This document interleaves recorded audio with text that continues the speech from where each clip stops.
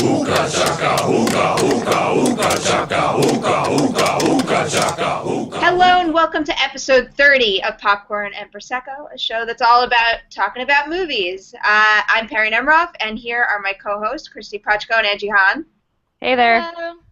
This week we're going to switch things up a little bit. We're going to start off by talking about our winners and losers of the summer season, and then when we're done blowing through some topics on that, we're going to touch on our most anticipated movies of the fall, or the rest of the year, really.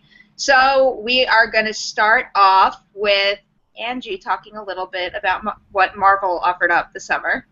Okay, so I mean, this one's just, it's not even, I'm not going to pretend that this is like surprising or like a, surprising development at all, but one of the big winners this summer was Marvel. Like, they already had one of the biggest films of the year earlier this spring in Captain America: The Winter Soldier, and then, Guardians of the Galaxy was the biggest movie, is now the biggest movie of the year and definitely the biggest movie of the summer, I think.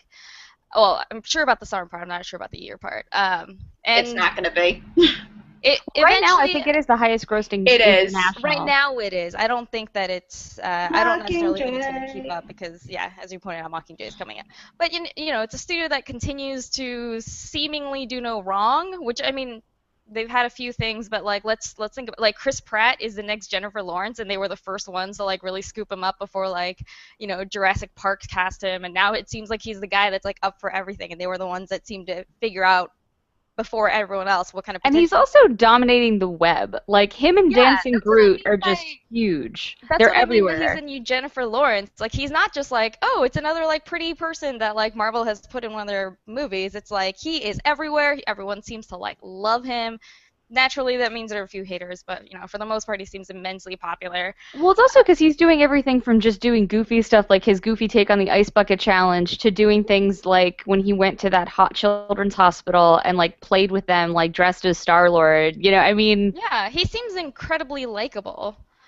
And then, as you pointed out, Dancing Groot is like one of the other breakout stars of the summer. I want that Dancing Groot Funko Pop toy so badly, I can't even begin to tell you. And I'm so nervous that it's going to come out and then it's going to get sold out and I won't get it. I'm holding out for, like, I'm hoping that eventually they'll release something that's closer to what's in the movie, and I'm holding out for that. But this is the first time that I walked out of the movie being like, I need to buy some merchandise. And, of course, it was the one fucking time they didn't have anything ready to go. So, That is the one Marvel fail this year, is they did not anticipate how much people were going to want a Dancing Groot as soon as they left the theater. Exactly. Guys, Disney owns you. How did you not think of that? I still want one of those Dancing Groots where, it's like one of the little solar-powered thing that sits by your window. That's what I want more than anything. And then, of course, so Marvel is not only are they doing all this great stuff, they're leaving all their competitors in the dust. Like, X-Men did fine. Amazing Spider-Man did like a little less than fine. DC, meanwhile, is floundering, and every time they announce something that's supposed to like drum up more publicity and make it seem more exciting, it just makes them look more desperate. Everyone's just like, you're too ambitious. You should stop doing that. It's not even ambition. It reads more like desperation. Like when back in like the mid-2000s when Marvel was like, we're going to have this like crazy franchise that spans a bunch of other franchises, it's all going to build up to the Avengers. That sounded ambitious. When DC has, like, every time DC is like, oh, we have like 9 things planned, but we're not going to tell you. I guess that's bound to happen when you're coming after Marvel and it comes across like you're copying them. Well, it makes sense that they want to do that, and they have the comic book characters to get that going, but they don't have the success rate that Marvel has. And I mean, yeah, Man of Steel made tons of money, and obviously the Dark Knight trilogy is huge, but they're not bringing in the Dark Knight trilogy, and Man of Steel was totally polarizing among fans, so they don't have the same kind of, like, fan dedication. Like, people that are seeing DC movies are seeing them because they love the characters, not because necessarily they love DC movies. Yeah, I think DC on TV, though, is doing almost the exact opposite. Like, they've got the right approach to it there. They're not doing it on screen though at all. No, DC, you're right. DC TV shows seem to be doing, pretty well, but like movie-wise, I think that watching DC try to replicate Marvel's success just kind of reinforces how difficult it is to pull off what Marvel has pulled off. Because sometimes they make it look easy. You're just like, well, naturally, obviously, Guardians of the Galaxy is going to be good. Like, look at this cast and stuff. But like, then you see like DC try to pull it off, and you're just like, oh right, it's not as easy as it looks. Aw, poor DC. Yeah, but we should Kristy is move not on to exactly a loser, but there was a much bigger Yeah. loser No, this I know, summer. we're crying for billionaires, but Pretty much. yeah. But so, yes, winner, Marvel, but we should move on to the next topic. All right, and I have to introduce a loser, and this is so disappointing because this is my favorite genre ever, and we're just like not getting anything good at all. Horror is a loser of the summer. I'm just gonna talk about it quality-wise first. I mean, the Purge Anarchy was okay. It's a fun action film. I love watching Frank Grillo. I enjoyed watching it, but really, was it that good? Did it finally use that brilliant concept for what it's worth? No, not really. I would say more that it's not even. It's more of a thriller than like a horror, I guess. Yeah. Yeah, it's more like Escape from New York or something. It was fun, and Angie and I had a blast watching it, I remember, and we got I yelled really at by liked some other it. critics for liking it as much as we did. Whatever. I have no shame about it. It was fun.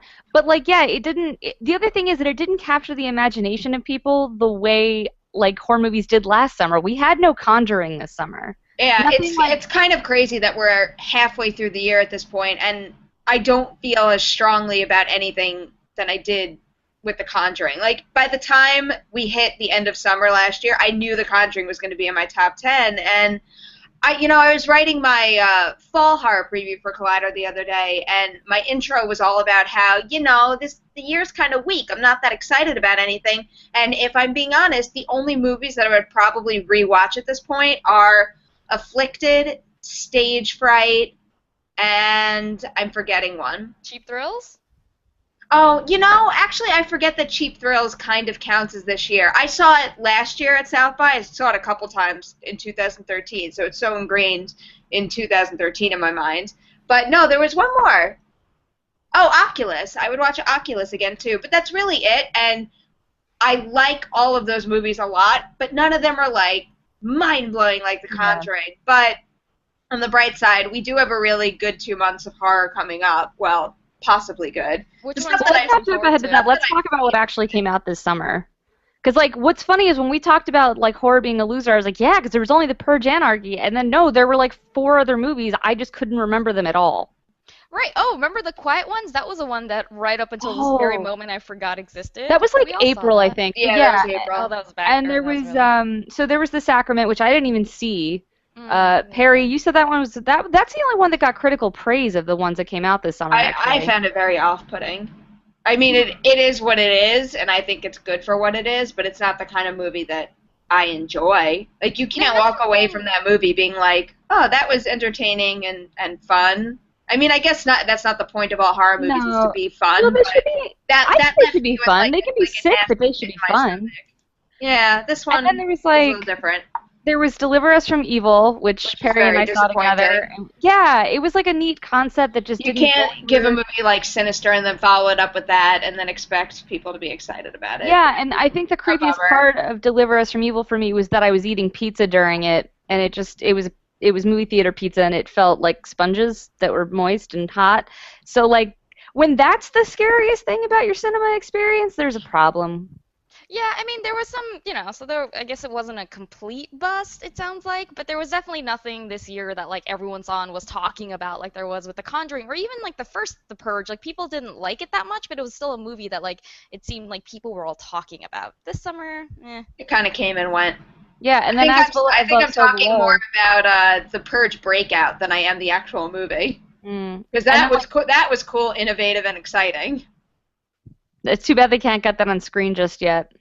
But I mean, The Purge made huge amounts of money. We should say The Purge made 71 million domestic and 105 million worldwide, and it only cost 7 million. So we're gonna get another Purge movie, and I think that's cool. And I want to see more of the Michael Kenneth Williams character, who's like the revolutionary. Like they didn't announce it. I want to see more Frank Grillo. Oh my God, that guy. So, but I don't believe they announced The Purge 3, but like if those are the numbers right now, it seems like a no-brainer. They'd be dumb not to. And like, and then the other one we talked about this summer was As Above, So Below, which, as you know from, I think it was just last week, we were not fans. No. What a wasted premise.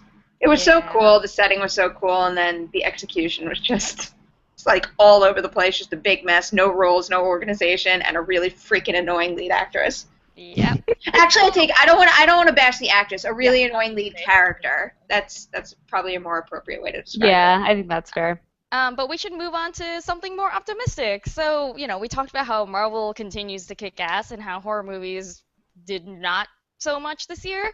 This summer though, I thought there were some really great indies that came out.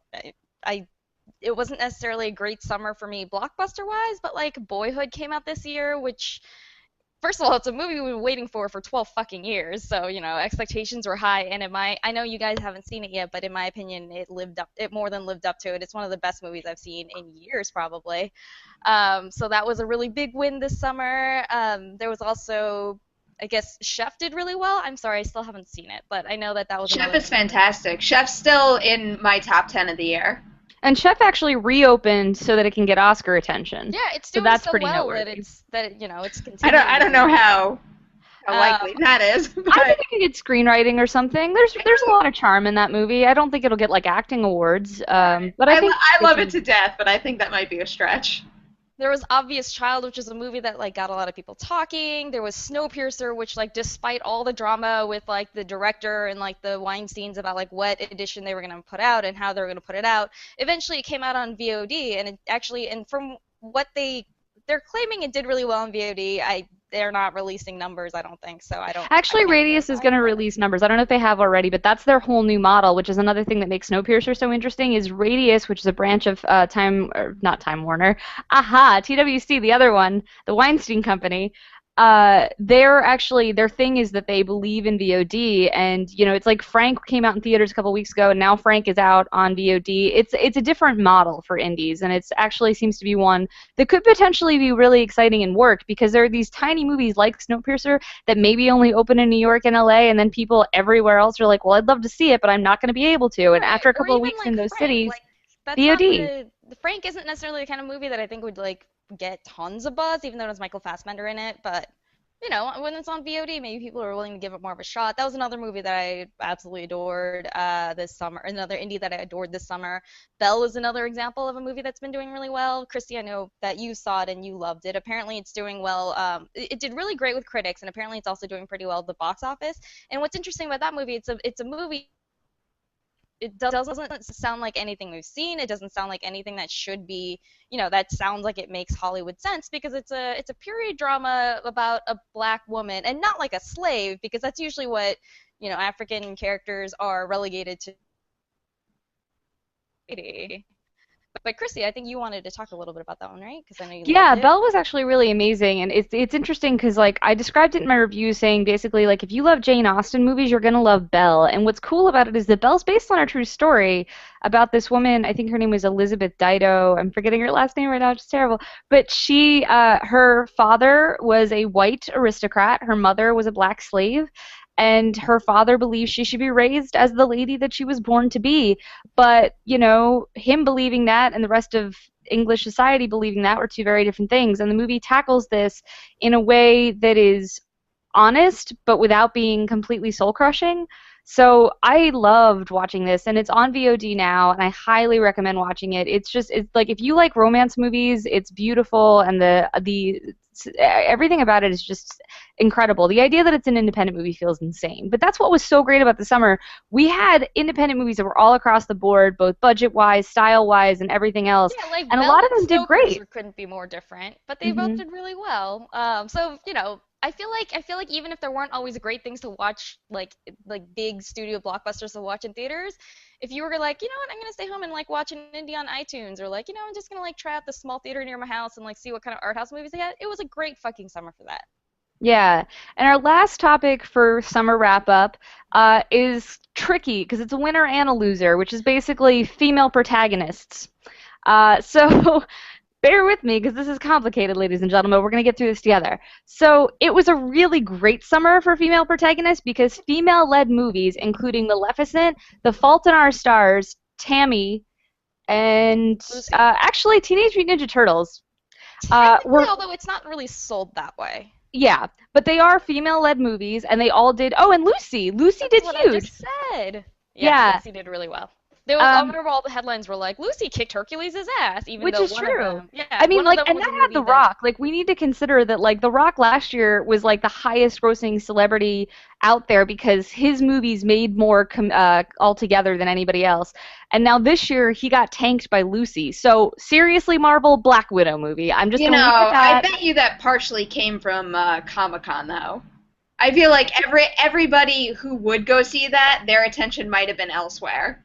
You mean You mean Hercules? Yeah, I don't think so, man. I They don't gave know. free screenings away to I think Hercules all the and stuff Comic-Con and go. stuff kind of like stole some of its thunder. No, first of I all, think they it was tried a- really hard to promote it at Comic-Con. They had like screenings and stuff. Nobody, And they he didn't showed seem like up. people were that interested in it. Oh, And also, really? like, I wasn't even aware that he was there. No, he was there and he Comic-Con gave away is- free screenings and, like, presents and stuff. Like, And it it got just- like, and think about how little buzz it got compared to like, in the past when like The World's End opened or like Scott Pilgrim opened. Like those were the things that like, they had screenings at Comic-Con. People were talking all about it, like Drive.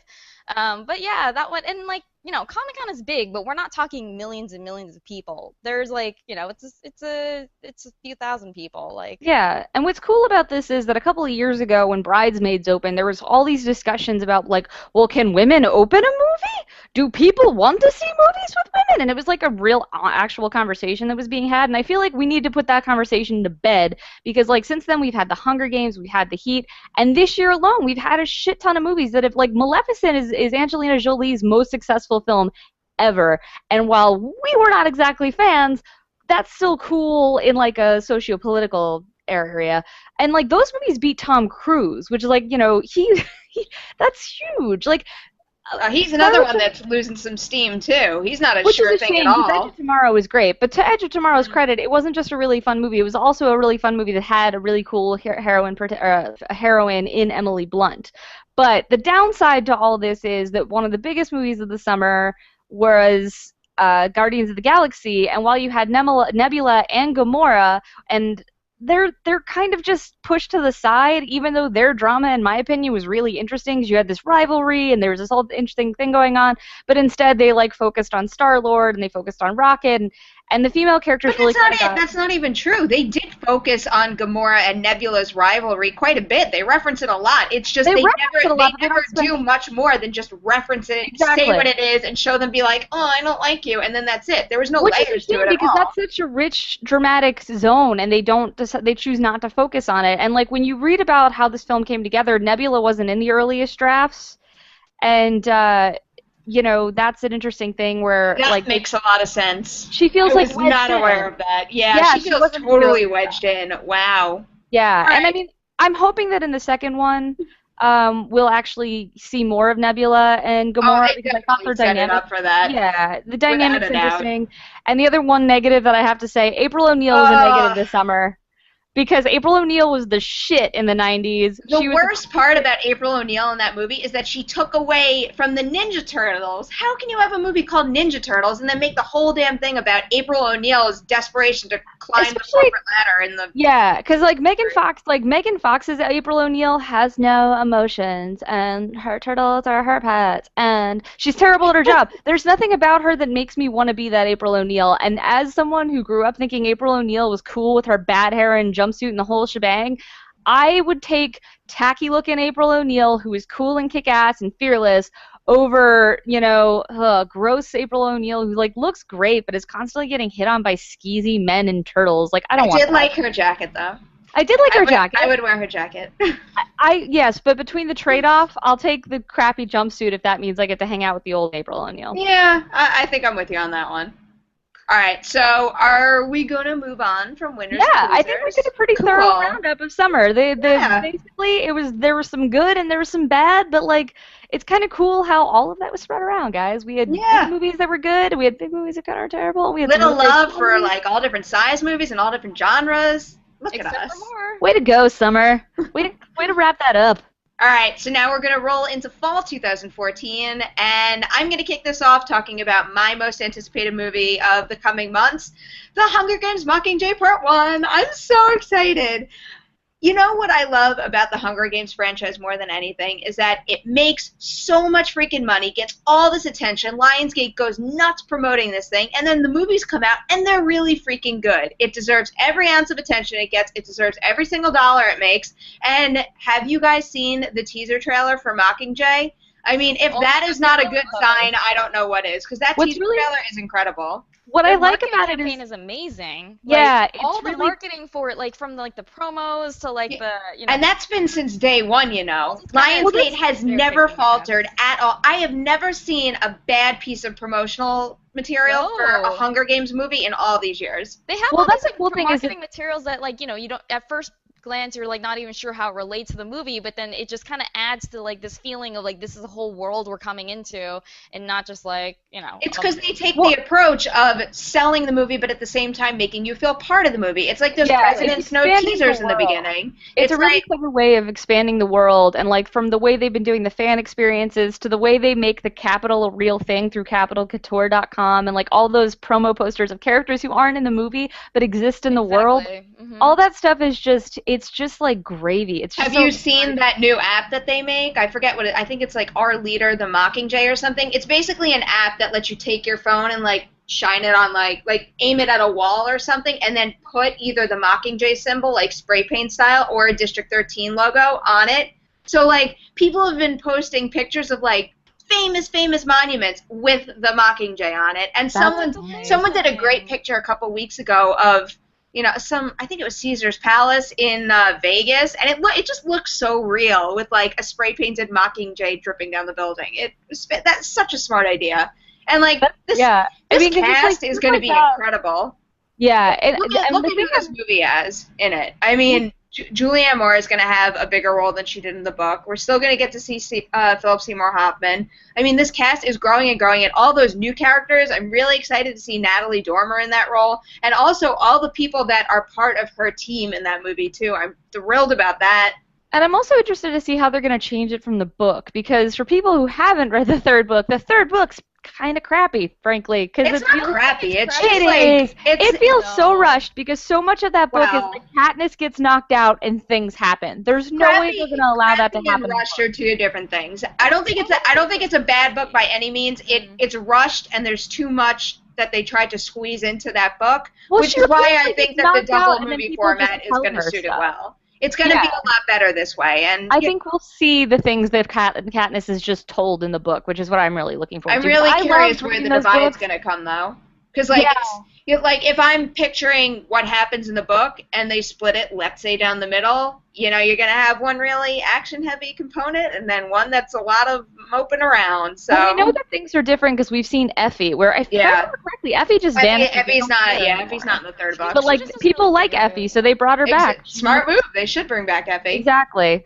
and I feel like we'll still see Caesar, which is a really smart idea because Caesar Flickerman for the win, guys. Yeah, they're making smart moves with him, beefing up his role a bit. I'm thrilled. I love Stanley Tucci in anything. Speaking of movies that look like they're going to be totally bonkers fun, my most anticipated movie of the fall is Birdman. And it's Michael Keaton, and it's from the director of Babel, and in a weird move he made this dark comedy that appears to be about fame in Hollywood because it's super meta, because Michael Keaton is playing a man named Regan Thompson who in the 80s played a superhero named Birdman. Not Batman, guys, Birdman. And now he's kind of struggling to stay relevant. He's trying to do a Broadway play, and everything's kind of falling apart. And in the trailers, you see that the alter ego of Birdman speaks to him and gives him advice, and it just looks so weird. And I am probably one of the biggest Michael Keaton fans, just bar none.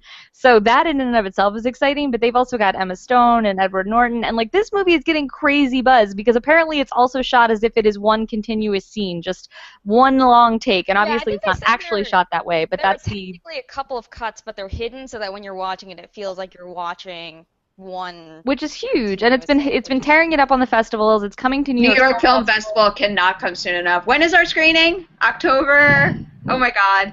You know, actually, that scares me because now I'm going to look at it because I'm absolutely panicked about this, that the good ones are all going to overlap with New York Comic Con, and I'm going to cry. It is actually. I think it does. It absolutely does. But here's the thing. Saturday, October 11th. Yep. Here's the thing. It's okay, though, because if you don't make the New York Film Festival or the New York Festival screenings, as may happen to some of us, it's opening October 17th, so Yeah, it's but that's a coming whole really week soon. later.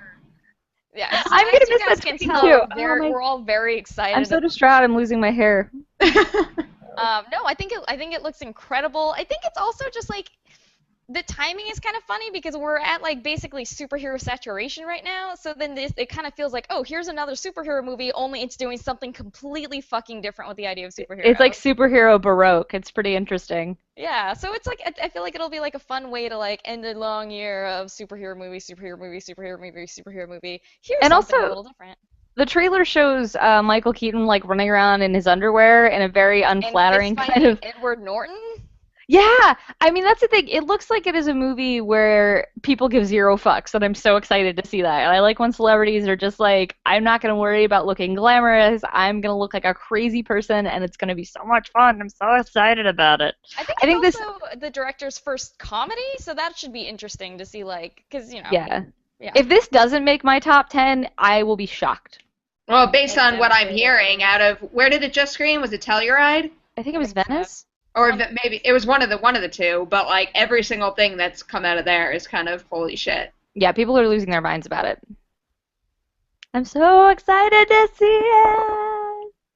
And for me, moving on, the one the ones that you guys named are also movies I'm super looking forward to, but the one I'm going to talk about is Box Trolls, the latest film by Leica.